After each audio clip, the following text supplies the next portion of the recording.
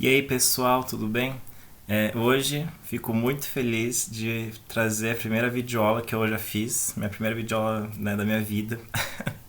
A gente está, né, no cursinho trabalhando e vendo como a gente consegue melhorar nossos materiais para vocês. E a gente viu que as videoaulas elas podem ajudar bastante. Então, aqui estamos, nossa primeira videoaula. Estou muito feliz, né, de ter dado certo. E hoje, né, junto com essa felicidade da videoaula, a gente vai ter outra felicidade que é ver a aula de gametogênese. Uma aula muito interessante, muito legal e muito importante, que ela vai mostrar como que a vida ela é perpetuada, como que os gametas eles surgem, qual que é a importância dos gametas e por que sem os gametas nós não estaríamos aqui hoje, né? Então, antes de começar, queria falar uma frase do Rubem Alves, que é a seguinte: o último sabiá canta o seu canto. É uma pena, não há ninguém mais para ouvi-lo. Então, vamos começar nossa aula de gametogênese, vamos ver como que a vida se perpetua e vamos ver essas células, né, que são formadas, que são os gametas, porque a gente vai ver o gametogênese, ou seja, a formação dos gametas e o que eles vão ajudar em muito na vida. Então aqui, uma coisa importante e legal que a gente também vai conseguir ter, gente, finalmente, é o mouse. Então eu vou conseguir mostrar para vocês, indicar coisas no slide, tá? Então espero que ajude vocês a entender e entender melhor os conceitos. Então vamos lá. Gente, importância dos gametas. Os gametas, eles são essenciais, eles são fundamentais para que a gente consiga aumentar a variabilidade genética. O que isso quer dizer? Significa que os gametas é o que vai permitir com que cada indivíduo seja diferente e que a gente consiga então ter várias espécies. Então a gente só vai ter essa abundância de biodiversidade que nós temos hoje e que nós teremos no futuro e que nós tivemos no passado. A gente só consegue essa biodiversidade enorme, gigantesca, infinita praticamente, por causa dos gametas. E os gametas eles vão permitir uma coisa muito importante, que é a reprodução sexuada. A reprodução sexuada é o que vai garantir então que vai conseguir fazer com que eu consiga juntar células com DNAs diferentes, fazendo indivíduos mais diferentes. Esses indivíduos eles vão crescer, vão se reproduzir, gerando descendentes cada vez mais diferentes. Então, gente, imagina ao longo de anos, de décadas, de séculos, como os indivíduos vão mudando. Por quê?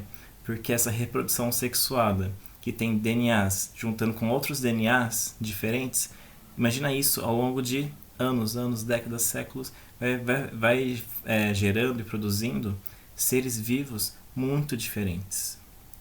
E aí, olha só, aqui a gente tem uma minhoca, um chimpanzé, uma árvore e um fungo. Todos eles são diferentes, eles conseguiram permitir essas diferenças porque eles produzem gametas. Esses gametas vão se unindo e formando cada vez mais diferentes indivíduos ao longo de muitos anos, tá? E é importante lembrar que os gametas eles sempre eles vão ter a função de fecundar, né, na reprodução sexuada, e eles sempre vão ter a metade da ploidia celular de uma espécie. Então, por exemplo, para ficar mais claro, nós, seres humanos, Homo sapiens, nossa ploidia celular é 2N igual 46. Os nossos gametas vão ser metade disso. Então, em vez de 2N, vai ser N. Em vez de 46, vai ser 23. Vai ser sempre a metade. Por que vai ser sempre a metade? Como a gente viu na nossa última aula de meiose. Porque o que acontece? Eu vou querer juntar esses gametas para depois formar outro indivíduo, para formar um ser humano. Então, eu tenho que fazer o quê? Como eu vou juntar, e se eu juntasse sem reduzir esse DNA, o que eu ia fazer? Eu ia ter um gameta 2N igual a 46 e outro gameta 2N igual a 46. Se eu juntasse esses dois gametas, 2N igual a 46, mais 2N igual a 46, eu teria uma célula 4N igual 92. Seria outro organismo, seria outra espécie e talvez nem conseguiria viver, tudo bem? Porque seria uma mudança enorme desse DNA. Então é muito importante que aconteça o quê? Que esses gametas eles sejam a metade da ploidia celular que a espécie vai ter. Então, nos seres humanos, como a nossa ploidia celular é 2N igual 46, os gametas vão ter metade, ou seja, N igual a 23. Tudo bem? Então é muito importante que essa aula a gente relacione bastante com a aula de meiose. A gente vai ver que tem umas relações bem interessantes com essa aula e meiose. Tudo bem?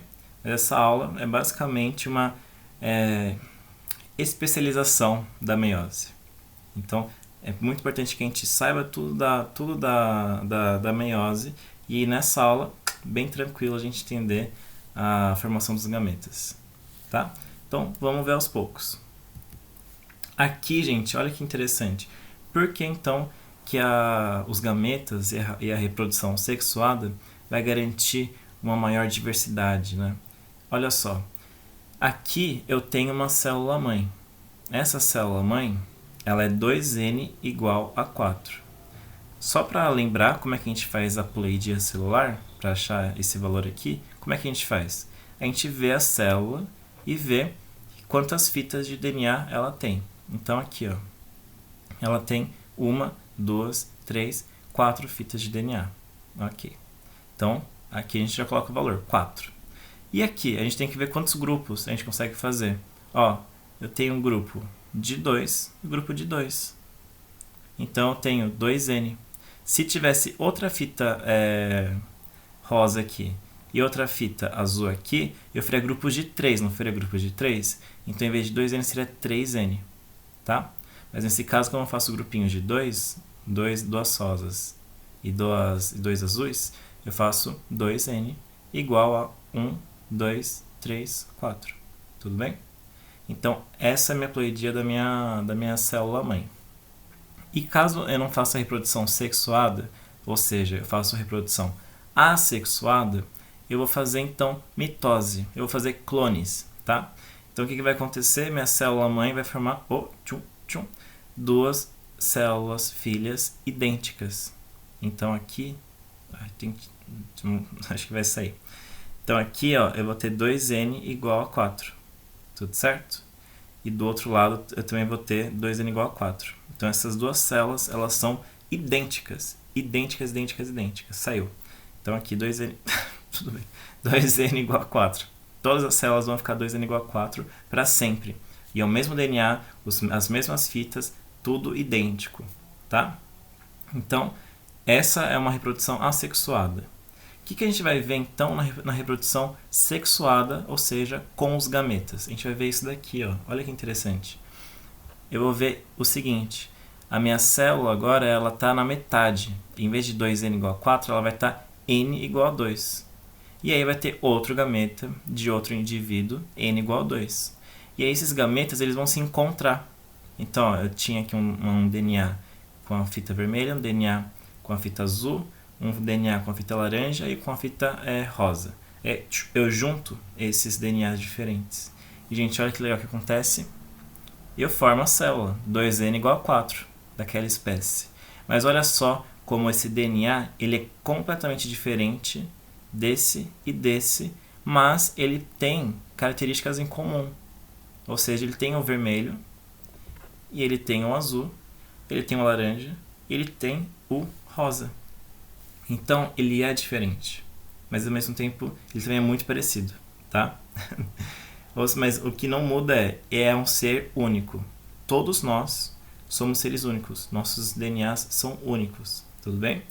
Então, isso que aconteceu na nossa formação. Nós surgimos por causa disso, porque um espermatozoide se uniu com um ócito, ou um ovócito, tudo bem? E aí, dessa união, gerou um zigoto, que no futuro vai gerar nós. Então, gente, o que é interessante é o seguinte. Olha só, essa foto aqui, ela é muito interessante, ela até dá uma bugada, né? Porque você fica, ué, o que está acontecendo? O que são essas fotos? Mas olha que interessante, essas fotos são metade é a foto de um filho ou de uma filha e a outra metade é do pai ou da mãe. Gente, olha só como as semelhanças são, assim, muito, muito grandes. É muito interessante ver como os pais, as mães, às vezes os avós, se assemelham muito, são muito parecidos com os filhos. Por quê? Porque parte desse DNA ainda vai estar nos filhos. Tudo bem? Então a gente vai ter essa semelhança, mas ainda é um pouco diferente. Tudo certo? E sempre vai ficando cada vez mais diferente ao longo de cada reprodução sexuada. Então aqui, ó, a reprodução sexuada vai gerar uma maior diversidade genética. E o que vai garantir com que esses indivíduos continuem se reproduzindo vai ser a seleção natural. Tudo bem? Então, se gerar um filho, uma filha, um indivíduo que não esteja muito bem adaptado a um ambiente, a seleção natural vai impedir com que essas características, esses DNAs, passem para os próximos filhos. Tudo bem? Então, gente, isso é algo muito legal que a gente vai ver cada vez mais na aula de evolução, em que a gente vai juntar tudo isso, tá? Genética, células, seleção natural. Então, é bem interessante. Mas a ideia é essa. Os indivíduos que conseguirem ficar, que fiquem bem adaptados em um ambiente, eles vão conseguir passar esse DNA para os seus descendentes, tá? E os indivíduos que não conseguirem se adaptar muito bem, não vão conseguir fazer isso. E isso é passado pelo quê? Pelos gametas.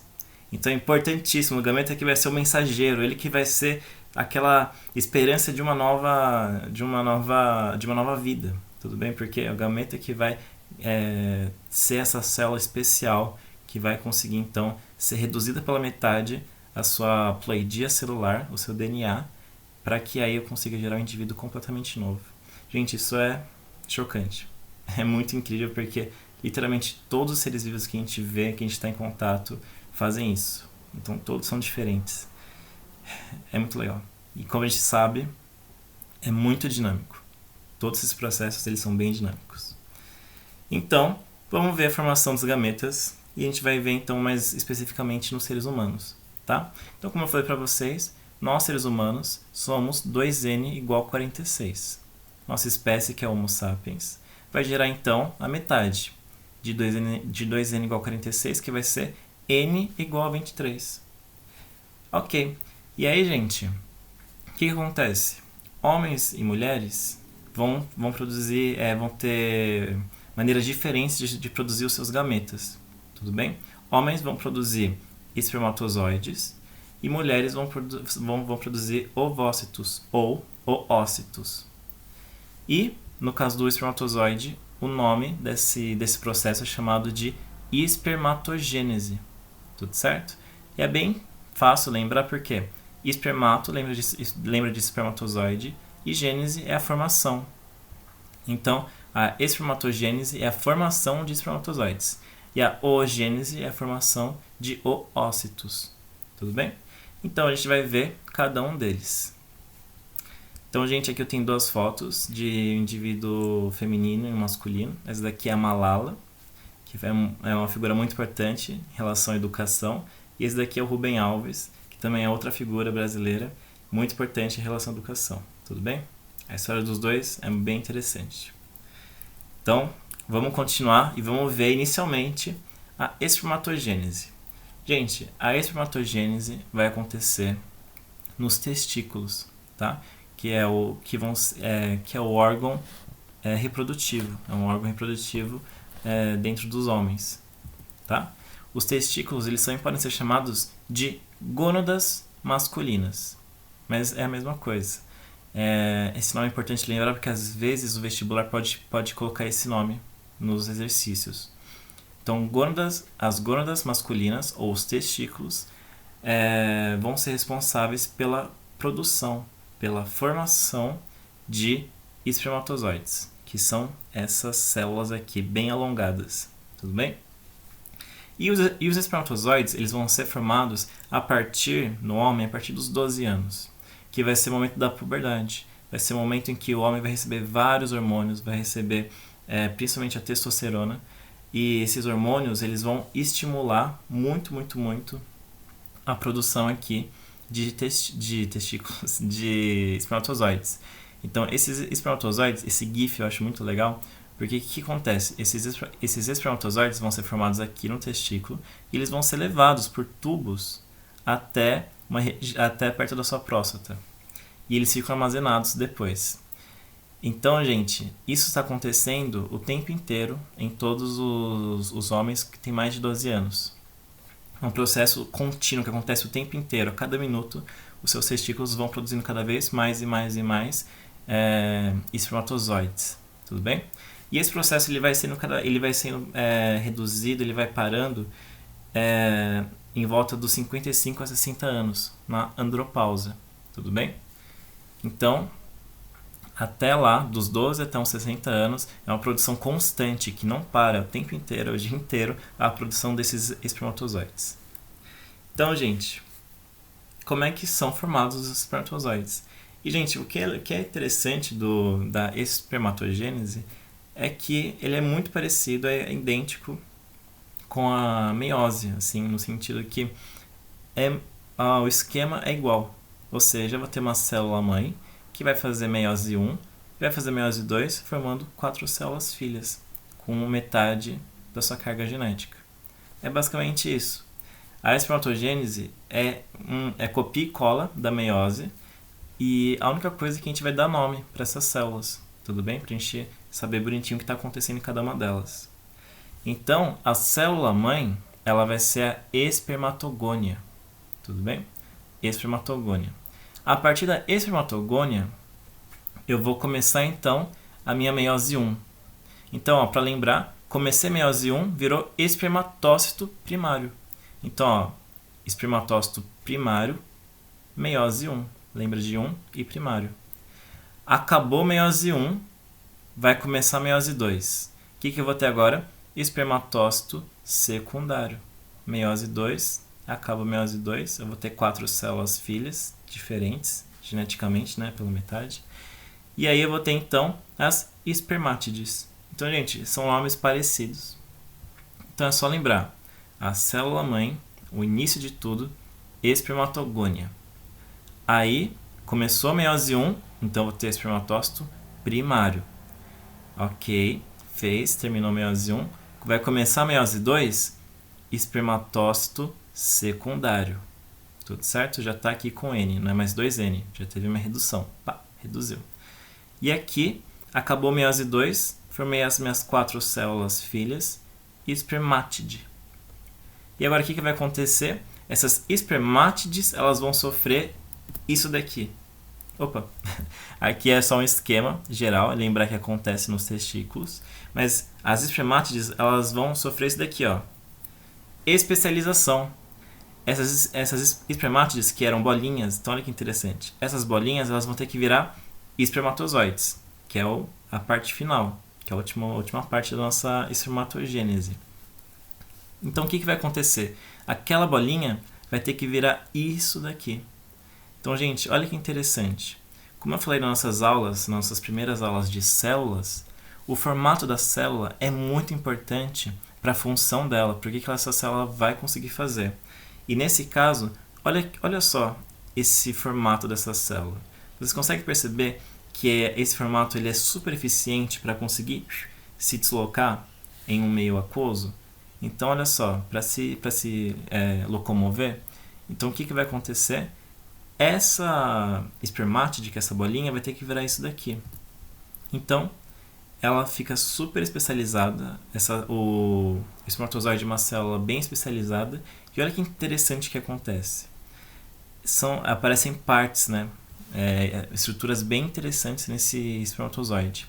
A primeira aqui se chama acrossoma. O acrossoma vai ser uma região que vai estar cheia de complexo de Golgi. E vocês lembram o que o complexo de Golgi faz? O complexo de Golgi é aquela organela que parece que tem várias bolinhas, vesículas, né? Bolsinhas. Então, nessa região aqui, no acrossoma, tem um monte de complexo de Golgi. E dentro desses complexos de Golgi vão estar várias enzimas. que o espermatozoide vai usar depois. Já vou falar para vocês para que ele vai funcionar.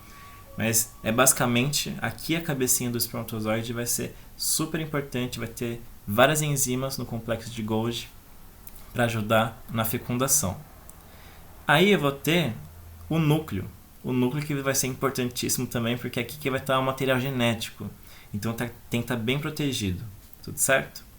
Depois do núcleo eu vou ter, gente, um monte de mitocôndria mesmo. E aí vocês lembram o que a mitocôndria faz? A mitocôndria vai conseguir produzir bastante energia para minha célula, muita energia mesmo. E aí, o que acontece? Vocês conseguem ver aqui que o espermatozoide ele tem que se locomover, ele tem que ficar movendo o flagelo ou a cauda dele. E para isso acontecer, ele precisa gastar energia. E essa energia vai vir de várias mitocôndrias que estão aqui. Então, gente, é um formato muito importante, muito específico, bem especializado para garantir essa função de conseguir fazer uma maratona praticamente. É uma grande viagem que o espermatozoide tem que fazer. E é realmente uma viagem muito longa pro tamanho que ele vai ter para conseguir chegar então no outro gameta, que é o gameta feminino. Mas para isso, olha só, ele vai ter um formato super desenvolvido para conseguir fazer isso. Mas mesmo assim não é fácil. Então, gente, normalmente uma ejaculação vai liberar 300 milhões de espermatozoides. Então, olha só. Então, eu vou liberar 300 milhões de espermatozoides, só que de 300 milhões, somente um vai conseguir realizar a fecundação. Às vezes até nenhum, em alguns casos. Tudo bem? Porque a gente vai ver que é difícil. É difícil, gente. Mas ele está super equipado para essa tarefa. Tudo certo? Então, a gente acabou de ver aqui, espermatogênese. Toda essa formação do meu espermatozoide.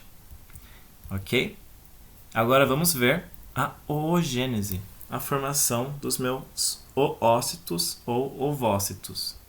Lembrando que a estrutura, o órgão reprodutivo de uma mulher vai ser então o ovário. Vai ser o ovário que vai produzir então esses oócitos. E é um processo um pouco diferente da espermatogênese, mas ele segue a meiose também, tá? Os gametas eles têm que fazer meiose. Só que eles vão ter formas diferentes de fazer essa meiose, como a gente vai ver agora, tudo bem? Mas antes, a oogênese então vai ser a formação desses oócitos. E o que é interessante, gente, olha só como é incrível isso. No caso dos homens, os espermatozoides eles vão ser formados depois da puberdade. E aí depois vai sendo produzido o tempo inteiro. No caso das mulheres, todos os oócitos eles já vão estar formados ali. Eles vão estar prontos ali nos ovários. Desde quando a mulher era um feto, dentro da barriga da mãe. Então olha que interessante. Aqui já são todos os oócitos, só que eles têm que ser maturados, né? Eles têm que sofrer um processo para eles ficarem prontos e maduros. Mas todos eles estão aqui já, todos eles. Para o resto da vida da mulher vai ter um monte de oócito. E o que vai acontecer? Aí na puberdade vai acontecer o quê? Hormônios como o FSH e o LH vão permitir e vão ocasionar essa ovulação. O que seria ovulação? É quando esse oócito vai sair do ovário. E aí quando esse ócito sair do ovário, ele vai estar disponível para ser fecundado por um espermatozoide. Mas isso só vai acontecer, essa ovulação só vai acontecer durante a puberdade e após a puberdade. Mas os oócitos já vão estar ali prontos no ovário desde quando a mulher nasceu, todos eles. Tudo certo? Ela não vai produzir nenhum a mais. E o que vai acontecer? Essa ovulação ela vai parar de acontecer por volta dos 55, 60 anos também, num processo chamado menopausa. Tá? Então, gente, importante lembrar que as gônadas femininas vão ser os ovários, que são essas estruturas aqui. Tá? E uma coisa também interessante, uma curiosidade bem legal, é que, gente, vocês conseguem ver Ó, o ósito ele vai ter que sair e vir pra cá, ou às vezes, né, depende, pra cá. Só que tá vendo que tá meio solto? Isso daqui não tá grudado, não tá junto. O que acontece? Essa região aqui, que são as tubas uterinas, antigamente a gente chamava de trompa de Falópio, que são essas tubas uterinas, elas são móveis, elas se movem. E aí toda vez que sai um ósito, ele pode ser aqui assim, ó, essas tubas uterinas vão ter que, elas se movem para conseguir pegar, englobar e conseguir pegar esse ósito e colocar dentro dessa tuba uterina. Então o ovário fica preso. As tubas uterinas elas se movem para conseguir pegar então esse ósito que saiu. Tudo bem? A vida é muito maluca mesmo. Então, vamos ver como é que acontece a formação desse ósito. Gente, olha só. Lembrando que a oogênese, ela tem que fazer meiose, só que ela vai ter um processo um pouquinho diferente da espermatogênese, tá? Vamos ver então o que diferencia. Bom, a gente vai colocar nome para as células, novamente. E diferenciar então, né? Espermatogênese e oogênese. A espermatogênese, a oogênese, ela vai começar com a célula chamada ovogônia. Tudo certo? E aí, essa ovogônia, ela vai começar a se duplicar. Duplicou aqui o material genético dela. Quando isso acontece, ela se chama ovócito primário. E olha só para a gente lembrar de novo, esse ovócito primário é que vai dar o início à meiose 1. Então, o ovócito primário vai ser então o início da meiose 1. Tudo certo? E aí, olha só, agora que começa a se diferenciar a espermatogênese da oogênese. Olha só, no final da meiose 1, gente, olha só o que aconteceu. Eu formei, de novo, um ovócito e outro ovócito. Só que esse ovócito aqui, ele vai ser chamado de ovócito secundário. E eu vou eu vou fazer uma célula bem pequenininha chamado crepúsculo polar. Gente, vocês conseguem ver a diferença do tamanho dessas células? É bem diferente, não é? Então, a gente já vai explicar, já vai entender por que isso acontece. Mas ok, eu formei então um ovócito secundário que vai dar início à meiose 2. Então, ó, o ovócito primário vai iniciar a meiose 1 e o ovócito secundário vai iniciar a meiose 2. Ok. E dessa meiose 2, eu vou separar agora então, como a gente já viu na nossa aula de meiose, que agora eu vou separar as cromátides. E joguei as cromátides para lá. Um para cada canto. E, gente, de novo, olha só. Eu formei o meu segundo corpúsculo polar. E aí, eu mantive e eu formei agora meu óvulo. Primeira coisa que a gente já vê. É diferente, esse processo é diferente da espermatogênese. A oogênese, então, ela vai formar esses corpúsculos polares. E vai formar um óvulo. Vai formar só, então, um gameta feminino. No caso da espermatogênese, eu formava 4 gametas masculinos, que seriam 4 espermatozoides. Eu já formava direto 4 espermatozoides. A oogênese, eu formo um óvulo só, e 2 corpúsculos polares. Gente, por quê? E aí, olha como é incrível. Olha como é incrível isso, gente. Gente, é importante a gente perceber o seguinte. O óvulo, ele é uma célula bem grande. Por quê? Esse óvulo, depois que ele se juntar com o gameta, ele vai ter que, então, ele vai virar um zigoto e vai, então, começar a produzir um ser vivo, né? Um feto, um bebê. E esse óvulo, para garantir o máximo que esse zigoto, esse feto sobreviva, esse óvulo ele tem que estar cheio de nutrientes, cheio de energia, cheio de proteína, cheio de tudo, para que eu garanta o máximo que esse zigoto, que essa célula, que esse futuro embrião, que esse futuro bebê sobreviva. Então o que acontece?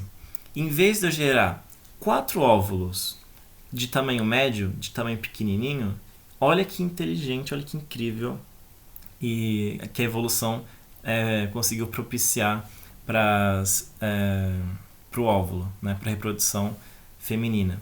Que é o seguinte, eu vou fazer o seguinte, gente, eu vou, em cada separação do meu cromossomo aqui, no início, né, nesse caso da meiose 1, quando separa aqui os cromossomos, eu vou fazer o seguinte, o corpo da mulher vai selecionar uma dessas células para ser o ovócito secundário.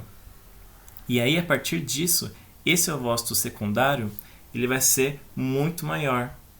E para garantir que esse ovócito secundário ele seja maior, eu não quero perder materiais, não quero perder coisas dentro dessa célula para descartar, então, um corpúsculo polar. Então, o que vai acontecer? Eu vou fazer um corpúsculo polar pequenininho, minúsculo, quase sem nada. Eu só quero me jogar, só quero tirar esse DNA fora. E aí eu garanto com que esse ovócito secundário ele fique cheio de coisa, cheio de proteína, com um monte de coisa. E aí depois, na meiose 2, que eu vou ter que depois cortar mais um pouco do meu DNA, a célula vai fazer a mesma coisa, o corpo vai fazer a mesma coisa. Eu vou só jogar de lado, de escanteio, esse material genético, porque o que eu quero é ter uma célula grande, um óvulo grande. Porque esse óvulo grande, eu vou ter mais material, vou ter mais energia, vou ter mais nutriente, para que quando acontecer a fecundação, eu vou ter mais chances de garantir a sobrevivência e duração desse zigoto. Ou seja, é muito mais eficiente, é muito melhor eu ter uma célula grande, bem grande, cheio de coisa e desperdiçar então em corpúsculos polares o meu material genético do que fazer células pequenininhas. Tudo bem? Fazer várias células pequenininhas. É muito incrível isso. A evolução então selecionou esse modo de reprodução, esse modo de formação de óvulos, em que eu formo então um óvulo só enorme. Tudo bem? Então é uma maneira bem interessante essa é a diferença principal da espermatogênese para a oogênese, tá? O início é parecido, só que aí na oogênese eu vou desperdiçar então, vou jogar esse material genético para garantir uma célula bem maior. Tudo certo? E aí eu formo então o meu gameta feminino. Então olha só, o meu gameta feminino ele vai ter estruturas diferentes também em relação ao meu espermatozoide. Então olha só a diferença, o meu gameta feminino ele vai ter uma estrutura externa, que a gente chama de corona radiata. Por que corona radiata? Porque parece uma coroa que está se irradiando, tudo bem? Que são formadas por várias células. Então é uma camada bem externa. Aí aqui, embaixo, logo embaixo dessa corona radiata, eu vou ter a zona pelúcida, que é uma região que tem uma proteína bem rígida, tudo bem? E aí, depois dessa zona pelúcida, que aí eu vou ter, então, o meu óvulo, tudo certo? Bem protegido, então, gente, olha só que interessante. O meu óvulo está aqui, o meu núcleo está aqui, aqui tem um corpúsculo polar, tá vendo? Então, olha só, desperdiçando esse corpúsculo polar, eu consigo fazer uma célula bem grande. Uma das maiores células do corpo humano é o óvulo, né? Então, olha só, é realmente para conseguir ter essa eficiência de nutrientes aqui dentro. E ela é bem protegida com a zona pelúcida, que é essa proteína bem rígida, e várias outras células menores, que são as células que fazem a corona radiata. Então, de novo, para a gente ver a diferença de tamanho, olha o tamanho de uma célula da corona radiata e olha o tamanho do óvulo, que também é uma célula só. Tudo bem? Então, ok. Importante lembrar que essas camadas aqui elas vão dificultar a passagem dos espermatozoides. A corona radiata e a zona pelúcida. E aqui, gente, nós estamos vendo algo muito interessante. Isso que a gente está vendo nessa foto desse slide é a fecundação. Então, gente, nesse momento está acontecendo a fecundação, que é o seguinte: a fecundação é um momento em que eu consigo unir o meu gameta masculino, o espermatozoide aqui nessas fotos, nessas imagens e nesse GIF, e aí ele consegue entrar no gameta feminino.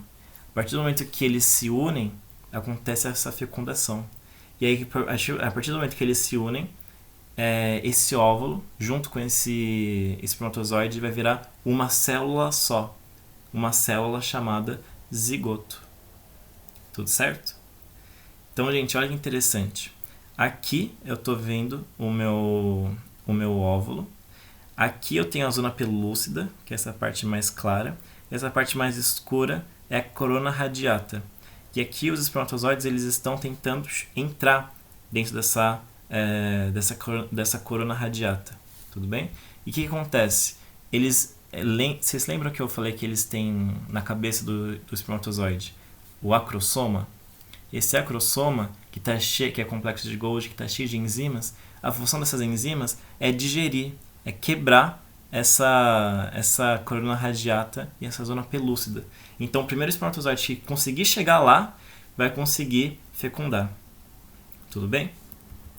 Então, quais são as 3 fases para conseguir ocorrer essa fecundação, essa união dos gametas, né, o masculino e o feminino? Primeira fase é a penetração da corona radiata. Então, os espermatozoides têm que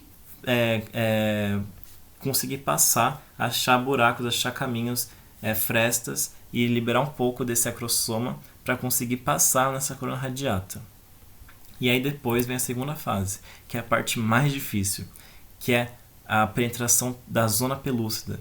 Gente, para passar na zona pelúcida, tem que liberar muito acrossoma, tem que liberar muitas enzimas mesmo para conseguir passar nessa zona pelúcida. Às vezes o espermatozoide consegue, ele é o primeiro a chegar ao óvulo, ele libera esse acrossoma e aí essas enzimas, e aí ele não consegue mais, porque ele não tem mais, ele acabou essas enzimas. E aí mesmo ele chegando primeiro, ele ali, né, liberando essas enzimas, ele não vai conseguir passar pela zona pelúcida. E também tem um pouco de sorte, às vezes tem um lugar da zona pelúcida que está mais concentrado, alguns lugares está menos. Então, gente, é realmente uma competição enorme para quem vai ser o primeiro a entrar, né, a unir nesse óvulo. E esse é um momento crítico. Por quê? Porque se você consegue penetrar na zona pelúcida, o que vai acontecer? Vai ter a fusão dessas membranas plasmáticas. E aí, o que vai acontecer? Eu uni 2 gametas, as membranas plasmáticas se uniram, e aí eu vou conseguir então formar meu zigoto. E o que é interessante? Por que essa parte é crítica? Quando entra o primeiro espermatozoide, a zona pelúcida ela se modifica, ela fica ainda mais rígida. E aí, o que vai acontecer? Ela fica impenetrável. Então, a zona pelúcida, antes de entrar qualquer espermatozoide, ela já era bem rígida, mas ela permitia ainda a entrada dos espermatozoides. Mas, quando entra o primeiro espermatozoide no óvulo, a zona pelúcida ela muda completamente de formação química e aí não dá mais para entrar nenhum espermatozoide. Fica fechado para sempre. Por quê? Olha que interessante e importante isso também, gente. Porque se por acaso entrar outro espermatozoide, o que vai acontecer? Eu tenho N igual a 23 e aí entrou outro N igual a 23, no caso dos gametas dos seres humanos. E é ok, eu faço um indivíduo, 2N igual a 46, beleza. Mas imagine então que, aí depois entra outro espermatozoide. Vixe, então já estava 2N igual a 46. Entrou outro espermatozoide, que era N igual a 23, o que vai acontecer? Esse zigoto vai ser agora o quê? 3N igual a 46 mais 23, vai ficar 3N igual a 69. E imagine que entra outro espermatozoide depois. Então estava 3N igual a 69, vai ficar agora o quê? 4N igual a 82? Eu acho que é isso. Eu não consigo fazer conta muito rápido de cabeça. Mas qual que é o ponto? Se o óvulo não quebrar, se o óvulo não bloquear a entrada de outros espermatozoides, eu vou ter uma catástrofe genética. Porque o que vai acontecer? Vai começar a juntar cada vez mais DNA de outros espermatozoides e aí não vai dar certo aquele zigoto. Então o que acontece, gente? Olha que interessante. Aqui, olha esse GIF. Esse GIF aqui, gente, acontece depois desse. Nesse GIF, olha só que interessante, entra o primeiro espermatozoide. O espermatozoide passou, né? Tem outros aqui em volta, mas ele conseguiu passar pela corona radiata e ele está aqui passando pela zona pelúcida. Então, nesse momento aqui, ó, ele quebra a zona pelúcida e consegue fundir com a membrana plasmática do óvulo ou do oócito. Tudo bem? São dois nomes, mas é a mesma coisa, é a mesma célula. Então aqui, ó, entrou o espermatozoide. E aí quando entra esse espermatozoide, o que vai acontecer? Acontece isso daqui, gente, olha só. Ó, a zona pelúcida impede, bloqueia a entrada de qualquer outro espermatozoide. Então aqui, ó, tinha um espermatozoide, ó, presta atenção, esse espermatozoide estava tentando, ainda quer entrar, não pode mais, porque entrou outro e a zona pelúcida bloqueou, impedindo a entrada de qualquer outro espermatozoide e garantindo então que fique certinho a ploidia desse zigoto. 2N igual a 46. É incrível, é muito maravilhoso isso. É muito, muito bonito mesmo de ver toda essa engenharia, tudo que acontece, né, biologicamente nos nossos corpos e como que a gente surgiu. Aconteceu isso com a gente já foi isso, tudo bem? E aqui é um caso de inseminação artificial, em que acontece o seguinte: eu tenho aqui um óvulo ou oócito, tudo bem? Que é o gameta feminino. Olha aqui um corpúsculo polar. Então olha só o tamanho do óvulo. E aqui, gente, não sei se a imagem ela vai ficar boa, mas o que acontece na inseminação artificial? Eu pego uma agulha microscópica, bem pequenininha mesmo, e eu injeto um só espermatozoide dentro desse óvulo. Eu estou fazendo de forma artificial, forçada, essa fecundação aqui, ó, do espermatozoide que entrou. Então é isso que acontece na inseminação artificial. Ou seja, eu estou juntando os gametas. Então olha só o tamanho desse gameta feminino, enorme. E o gameta masculino que é uma pontinha que nem dá pra ver quase. Tudo certo? Ok. E agora, uma coisa também muito importante, um conceito e uma parte importantíssima da aula, que é como que impedir que isso aconteça. Como impedir que aconteça essa união dos gametas. E para isso a gente tem então os métodos contraceptivos. Essa é uma aula muito importante porque muitas pessoas, inclusive vários alunos que eu já dei aula, têm várias dúvidas e alguns conceitos errados sobre como funcionam esses métodos contraceptivos e às vezes nem conhecem todos, né, os métodos. Então, é uma parte bem importante da aula também que cai bastante em vestibular. Tudo certo? Então, os métodos contraceptivos, como a gente viu, eles vão ser maneiras de impedir que aconteça essa fecundação. Existem vários métodos contraceptivos, alguns são mais eficientes, outros são menos, alguns são mais caros, outros são mais baratos. Então vamos ver todos. Eles são divididos em categorias, esses métodos. O primeiro são os métodos de barreira. Esses métodos eles vão ter a função de impedir fisicamente com que o gameta masculino e o feminino se encontrem. Eu formo uma barreira, tudo bem? Nessa conexão. E acontece o seguinte, eu tenho esses exemplos aqui. O primeiro é o DIU. O DIU tem essa sigla porque ele significa dispositivo intrauterino. Então ele vai ficar dentro do útero. E aí ele vai ter uma coisinha aqui que vão ser aqui parece um grampinho, né? E essa parte aqui é feita de cobre. E, gente, o cobre, ele é uma matéria, uma substância espermaticida. O que significa espermaticida? Não tem um inseticida que mata insetos? Espermaticida mata espermatozoides.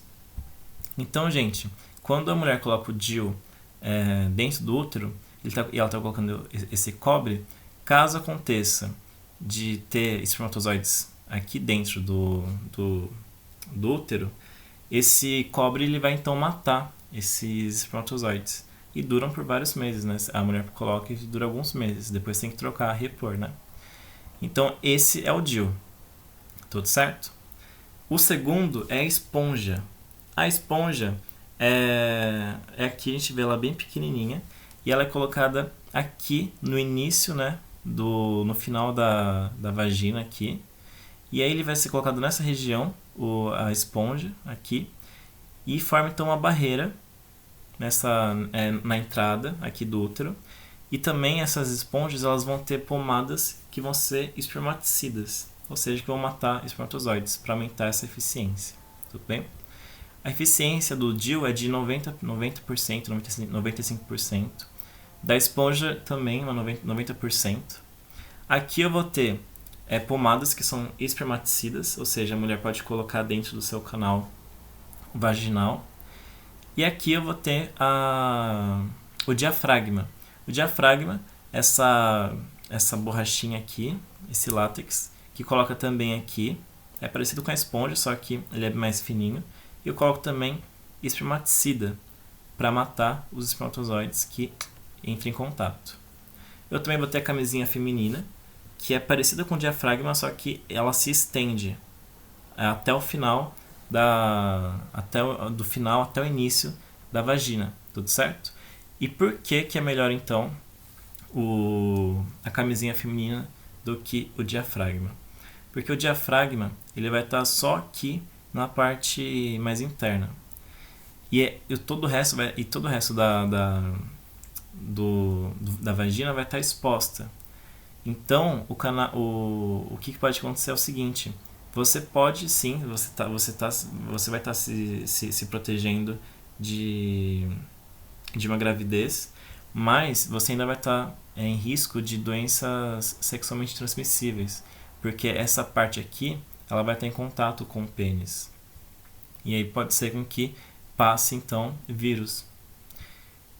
Em relação à camisinha feminina, como vai estar protegido completamente esse canal vaginal, não vai ter esse problema. Então o DIU também é a mesma coisa, a esponja também é a mesma coisa. Mesmo se a mulher usar o DIU, ela pode ter então uma doença sexualmente transmissível, porque então, novamente, o canal vaginal vai estar exposto ali, tá? E um caso que é um dos métodos mais eficientes e mais importantes, também dos mais baratos, que é a camisinha masculina, tudo certo? A camisinha masculina ela vai estar então, em vez de ser colocado na mulher, vai ser colocado no homem. E aí também vai ser muito importante, é um método bem barato, um método bem eficiente, 99% de eficiência, e também impede a chance, zera praticamente a chance de contrair alguma doença sexualmente transmissível, porque não vai estar em contato direto a pele e o muco dos parceiros, tudo bem? Então, a camisinha masculina ela é uma das mais importantes, uma das mais baratas e uma das mais eficientes, tudo certo? E é um método de barreira. Métodos comportamentais, né? Então, gente, eles são um dos mais, né? Esse daqui, esse método comportamental, que é não fazer sexo, é o mais eficiente. Porque a chance é de 100% de não ter uma gravidez, tá? Então, realmente um método comportamental. E tem outro método comportamental que é o péssimo, é o pior, é um dos piores que se tem, que é a tabelinha. Por quê? O que é a tabelinha? A mulher ela pode ver qual é o período fértil dela, ou seja, quando que ela vai ovular. Ela consegue ter essa ideia. Então ela marca qual é esse período fértil aqui em vermelho, e a parte que não está em vermelho seria o período que não é fértil, ou seja, que não vai ter um óvulo, que não vai ter um gameta dentro dela, e não teria problema então de ter relação sexual. Só que, gente, é importante lembrar o seguinte: biologia não é uma ciência exata. Então, essas datas, esses dias, eles são muito variáveis, né? E pode ser que por motivos hormonais, por motivos de estresse, por motivos aleatórios, por qualquer motivo de alteração genética espontânea, pode ser que esses dias mudem, tá? E aí pode ser que do nada o seu dia fértil vá para o dia 21 e 22, ou para o dia 6. Então é muito, muito complicado depender da tabelinha, tudo certo? Métodos cirúrgicos. A gente vai ter a laqueadura, no caso das mulheres, e a vasectomia, no caso dos homens. A laqueadura vai ser o seguinte: vai ser o corte o impedimento então de comunicação da trompa de falópio, das trompas de falópio ou das tubas uterinas, né? Que é o mesmo nome. Então o que acontece? Quando eu corto aqui, cortei aqui, ó, aí sai um oócito, sai um óvulo. Esse óvulo ele vai sair aqui, ó, vai vir pra cá, só que, opa, tá preso. E aí, caso a mulher tenha relação sexual e espermatozoides entrem aqui no útero, o que vai acontecer? Esse espermatozoide também não vai conseguir entrar em contato. Vai estar fechado, vai estar bloqueado o caminho entre os espermatozoides e o óvulo. E essa é a laqueadura. Então, e a vasectomia? A vasectomia, ela vai fazer o seguinte. Aqui, então, é o testículo, onde vão ser produzidos vários espermatozoides. E aqui vai ser o tubo que vai depois levar esses espermatozoides para a próstata, para eles estarem disponíveis depois para serem ejaculados. A vasectomia vai ser, então, esse corte. Eu vou cortar aqui esse tubinho. E aí os espermatozoides que vão ser produzidos, eles vão ficar aqui. E aí eles não vão conseguir, então, passar para lá. E aí o que vai acontecer quando o homem ejacular? Ele vai ejacular sem espermatozoides. Ainda vai sair o esperma, mas não vai ter espermatozoides naquele esperma. Mas não vai explodir aqui? Não vai explodir. Por quê? Esses espermatozoides que ficarem aqui, depois eles vão ser reabsorvidos pelo corpo. Tudo bem? Então, gente, é muito interessante esses métodos. Eles são mais caros, né? Porque trata de uma cirurgia. Mas, de novo, gente, a biologia não é uma ciência exata. Então, já aconteceu vários casos de pessoas que eu conheço, que fizeram a laqueadura. E olha só, gente, como é o corpo humano. Fez a laqueadura, então rompeu esse caminho. Só que as células dos dois lados começaram a crescer. E elas conseguiram crescer e se conectar. E aí, gente, o que aconteceu? Né? Não vou falar quem fez essa relação sexual. E aí, o que aconteceu? Como esses caminhos eles se conseguiram conectar novamente, ela engravidou. Então aconteceu isso. Mesmo com a laqueadura, depois de alguns meses, essa conexão se restabeleceu. E a mesma coisa aconteceu com a vasectomia. Mesmo com o corte e com esse nozinho que se faz, aconteceu os dois lados cresceram. E aí permitiu depois de alguns meses o esperma voltar a ter espermatozoides. Então gente, é importante lembrar que nenhum método contraceptivo é 100% eficaz. Menos esse daqui. Esse daqui é o mais eficaz, tudo bem? Então mas na maioria das vezes os métodos cirúrgicos eles são assim 99% de eficiência. E o último caso, o último método, são os métodos hormonais, em que eu vou alterar então hormônios para enganar meu corpo para não produzir gametas, né? No caso, os métodos hormonais, eles hoje em dia são 100% para as mulheres. Tem-se feito alguns estudos para usar hormônios para não produzir espermatozoides. Mas está em fase de estudo ainda. Por enquanto, utiliza-se os métodos hormonais para as mulheres. A gente tem adesivos que são colocados aqui na pele para você colocar hormônios LH e FSH, confundir o corpo da mulher para não fazer a ovulação, ou seja, para não sair o ócito do ovário.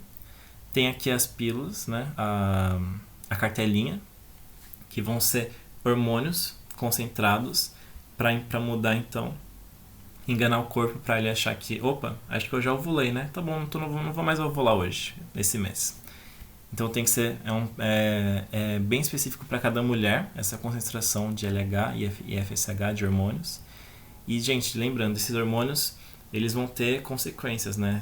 Como eu estou tomando vários hormônios aqui, uma quantidade bem grande nas mulheres, pode ser que aconteça que eu tenha outros efeitos, como tromboses, mudanças do meu comportamento, oleosidade na minha pele, espinhas e várias outras consequências que podem acontecer podem vir do uso desses hormônios. Mas eles são bem eficientes também, eficientes de 99%.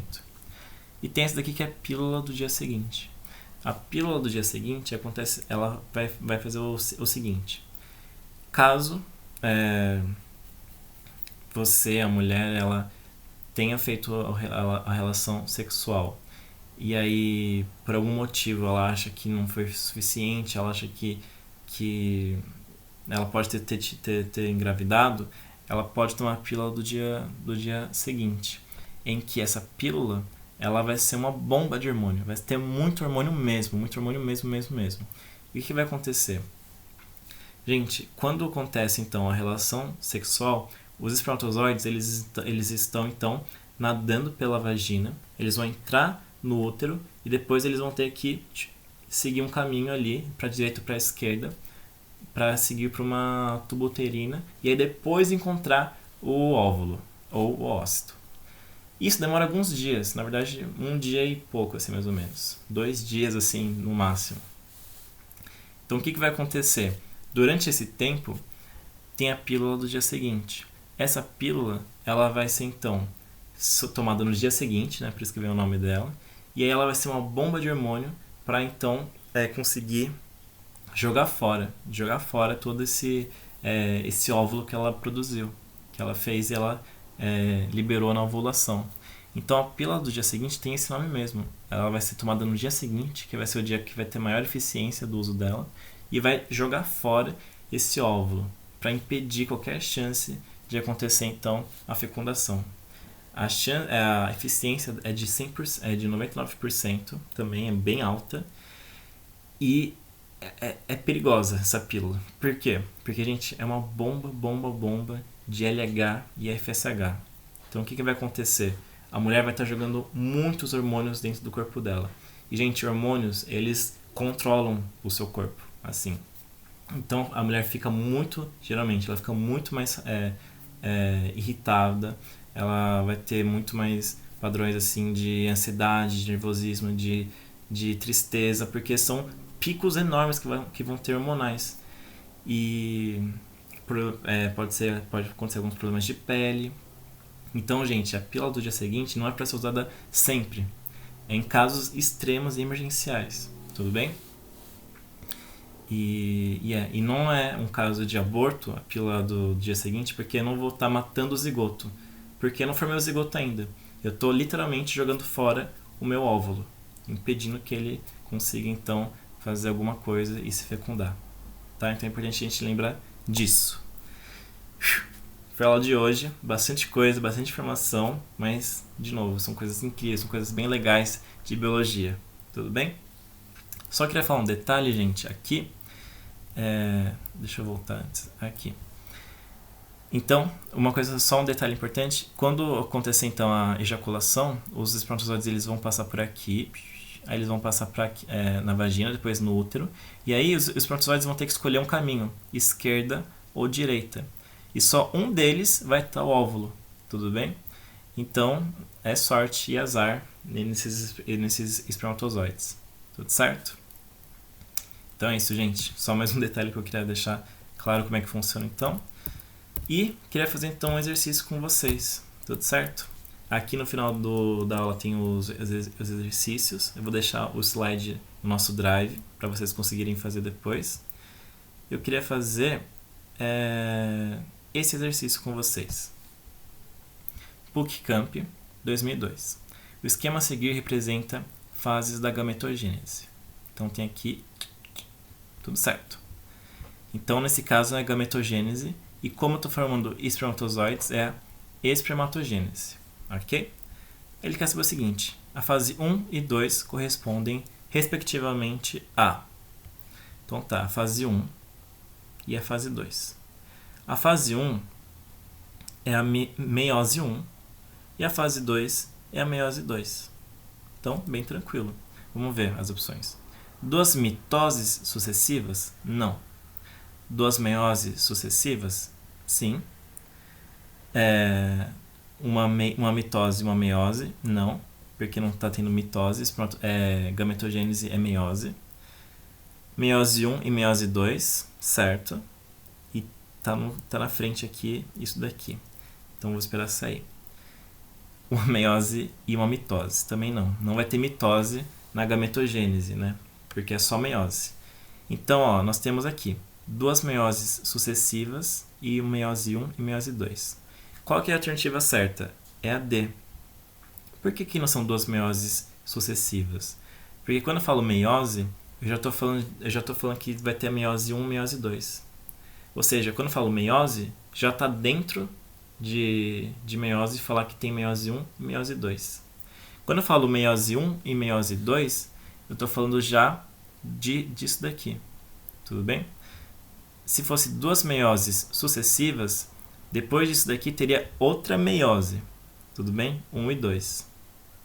Ou seja, é importante que a gente perceba o seguinte. A meiose, quando eu falo meiose assim em geral, é esse processo aqui, que está englobando a meiose 1 e a meiose 2. Então é um exercício bem importante para a gente entender essa diferença de meioses, meiose 1 e meiose 2. Mas a alternativa certa é a D. Aqui é 1 e aqui é 2. Vamos fazer mais uma. VUNESP 2008. A proibição do aborto não decorre da concepção religiosa de que a vida deve ser protegida porque provém de Deus, mas da constatação científica de que o feto é individualidade diferente da mãe que o gera, porque tem DNA próprio, não se confundindo com o pai ou da mãe. E aí, ele quer saber o seguinte: que argumento pode ser usado para justificar que o feto tem DNA próprio, que não é igual ao da mãe ou do pai? Então, é uma questão de segunda fase. Então, a gente tem que escrever, dissertar sobre ela. Então, é muito importante que a gente deixe bem claro os conceitos. Então, qual argumento vai ser utilizado para falar que o feto tem DNA próprio? Que a gente usa, então, a fecundação, a gametogênese e a fecundação, né, que é o principal. Então, a gente fala que o pai ele vai ter o seu DNA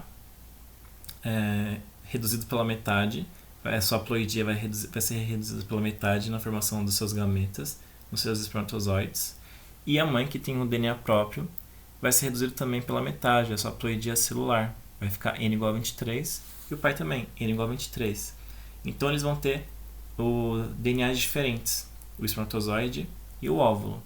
E a partir do momento que esses DNAs se unem, o que vai acontecer? Eu vou ter um ser vivo, um indivíduo completamente diferente, que surgiu a partir de parte do DNA da mãe e parte do DNA do pai. Mas esse DNA não vai ser idêntico nem da mãe e nem do pai, porque ele vai estar misturado. E essa mistura vai garantir uma individualidade desse feto. Tudo certo? Mas algum dia a gente pode debater em relação ao aborto, suas consequências, suas causas e coisas um pouco mais científicas também em relação a ele. Tudo certo? Mas a gente fala isso em outro dia. Então, gente, essa foi a aula de hoje, primeira videoaula. Estou aprendendo com vocês. Espero que vocês tenham aproveitado, que vocês tenham conseguido entender um pouco. E qualquer dúvida, estou sempre aqui. Espero que vocês sejam bem. Desejo saúde a todos vocês. E é isso. Abraços e até mais, gente. Beijos.